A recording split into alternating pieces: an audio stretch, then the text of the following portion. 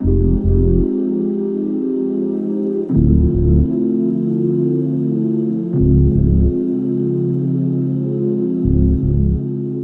warehouses project uses the standard grey block in a way that's very calming and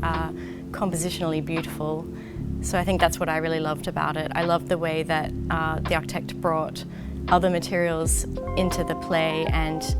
used them in a way that was quite spare. So it celebrated the grey block, but overall, spatially, the project was just really calming and beautiful. The quality of the warehouse project was really based in incredible kind of spatial sequence and surface, understated in many ways, yet as one of the jurors said, it had qualities of Hermann Hertzberger in terms of the interrelationship of social possibility that emerged from this as a project.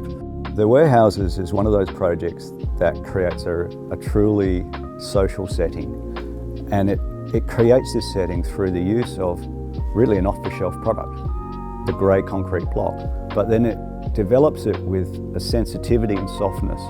creating the places, the seats, creating the places to meet, congregate for both occupants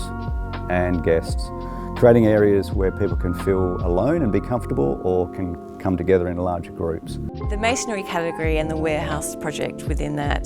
the thing that fascinated me was